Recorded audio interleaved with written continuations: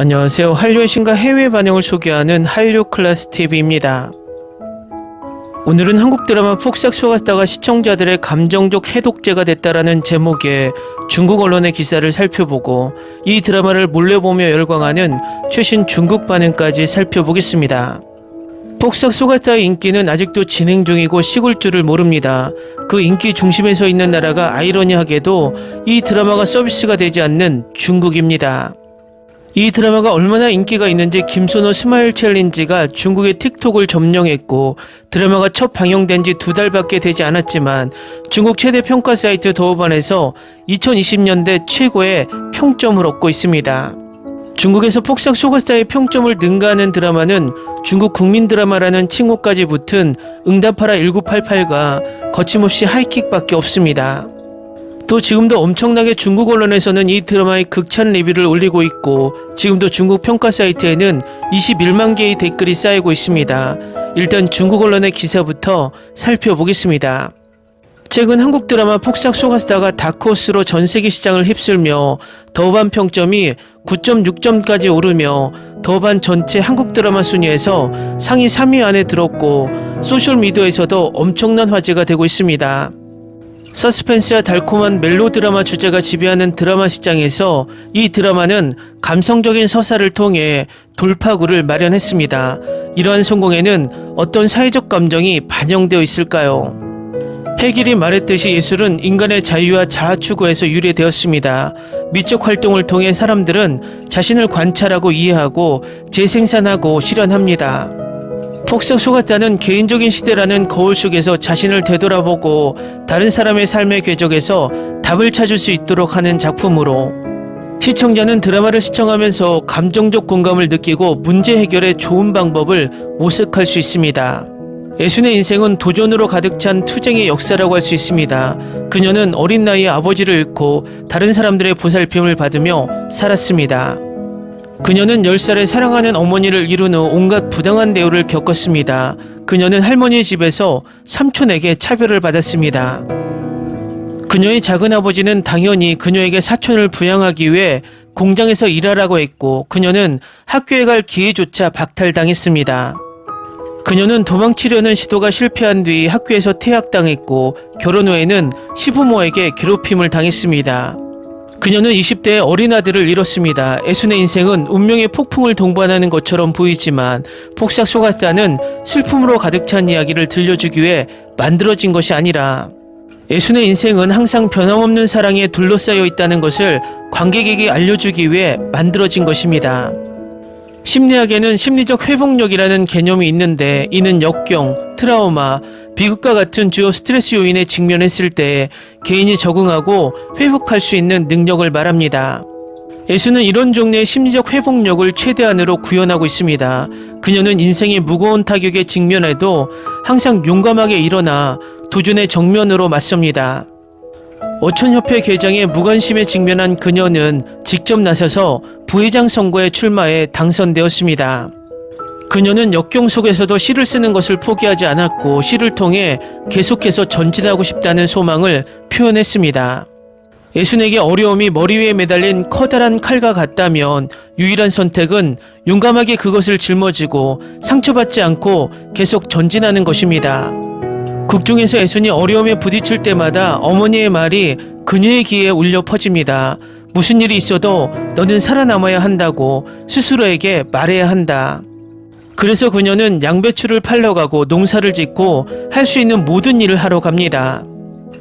인생이라는 여정이 종종 이런 식은 아닐까요? 우리는 몇 번이나 이 여정을 헤쳐나갈 수 없을 거라고 생각했지만 결국에는 이를 악물고 한 여정에서 또 다른 여정으로 나아갔습니다. 폭삭 속았다는 단순히 개인의 감정에 대한 드라마가 아닙니다. 이 작품은 1950년대부터 2000년대까지의 대한민국 제주도를 배경으로 합니다. 이 작품은 3대에 걸친 여성들의 성장과 정서적 경험을 통해 지난 수십 년간 한국 사회가 겪은 변화와 그 변화에 대한 깊은 통찰을 관객에게 보여줍니다.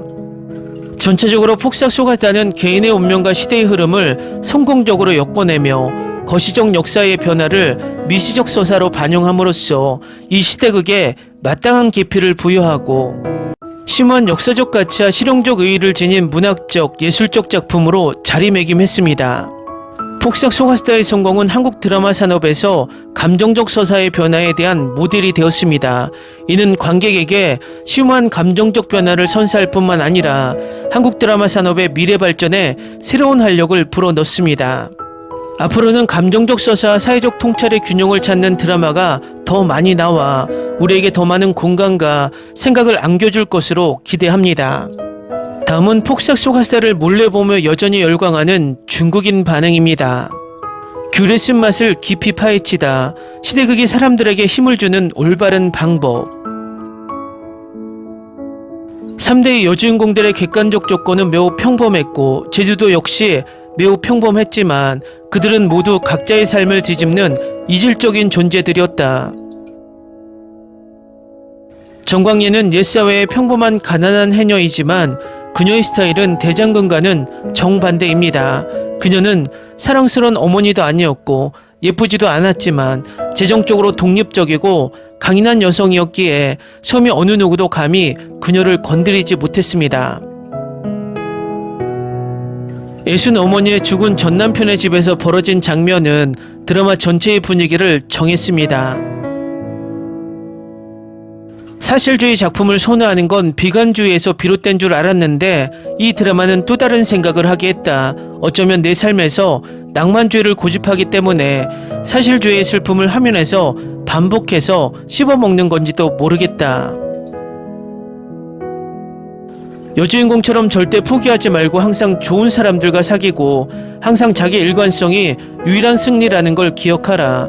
시대와 환경이 아무리 변하더라도 삶을 조르는 손은 결코 풀리지 않습니다. 인생의 고통은 없애기 어렵지만 결국에는 달콤함을 가져다 줄 것입니다. 폭삭 소가스타 슈퍼 눈물 폭탄이 온다. 제 아내가 이 드라마를 보고 있을 때 저는 그녀와 함께 몇 편을 간헐적으로 보았습니다. 그래서 처음 봤을 때는 전부 다 보지 않았지만 몇몇 장면은 일관된 줄거리 없이도 사람들을 울게 만드는 것 같았고 기본적인 줄거리는 대체로 이해했습니다. 제 눈과 뇌를 위한 음식을 바꾸고 싶어서 처음부터 다시 시작해서 이 드라마를 통째로 2번이나 봤습니다. 이 드라마의 또 다른 인상적인 점은 매력입니다. 전혀 매력적인 요소가 없고 매우 직설적이고 표현력이 풍부하며 타임라인 전체를 관통하는 내용이라고 말하고 싶습니다. 이 작품은 직설적인 드라마라고 할 수 있지만 줄거리 면에서는 정반대로 흘러가서 직설적인 면이 완전히 사라진 듯한 느낌을 줍니다.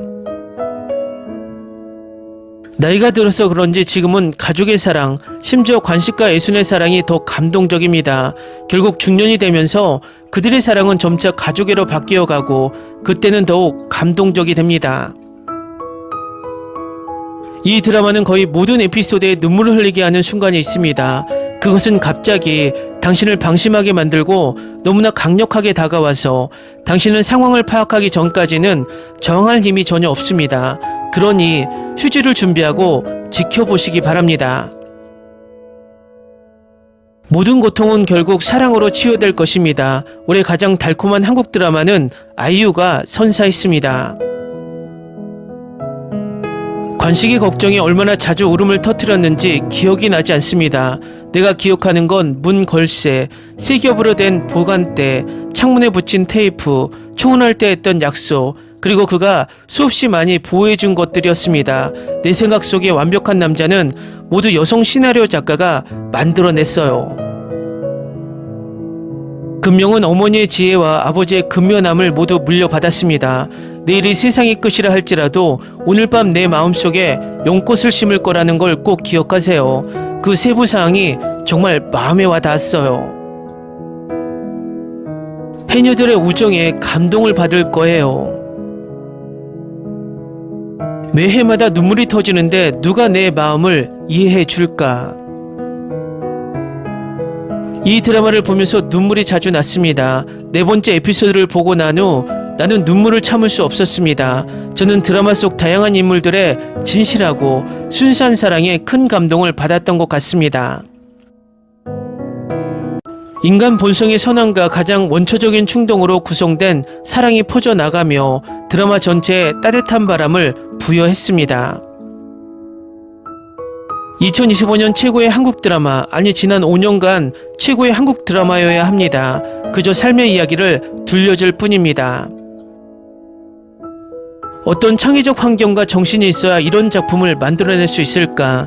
가장 소중한 사랑 속에 섬세한 슬픔이 쌓여 있어 마치 떠다니며 길을 잃은 민들레 씨앗처럼 느껴집니다.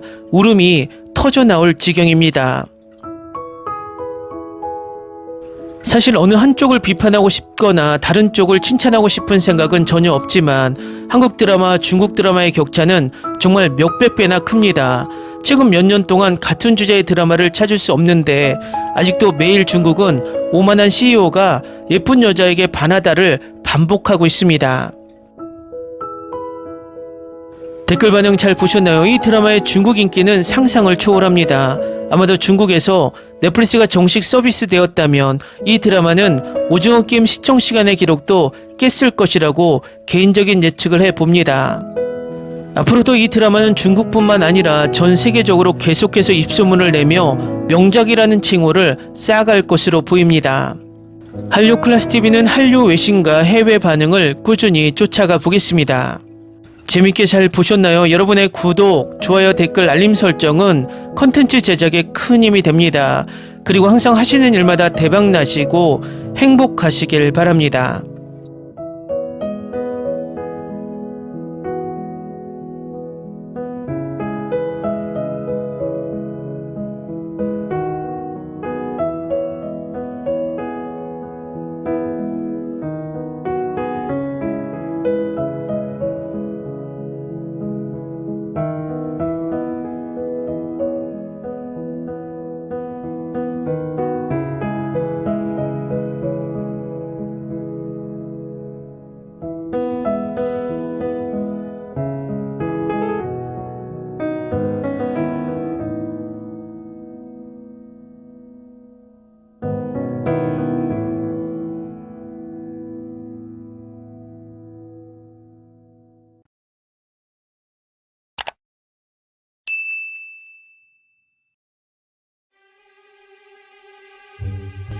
Ni se te ocurra. Olvida el ganso y los tomates. No hables de las ballenas. No es un acuario. No actúes como tonta. Que eras una genio. ¿Sí? No vayas a presumir, a la gente no le gusta eso. Y no digas cosas sin sentido. Y bueno, ¿terminamos? Hasta pronto. Abogada, tengo mucha curiosidad por conocerla.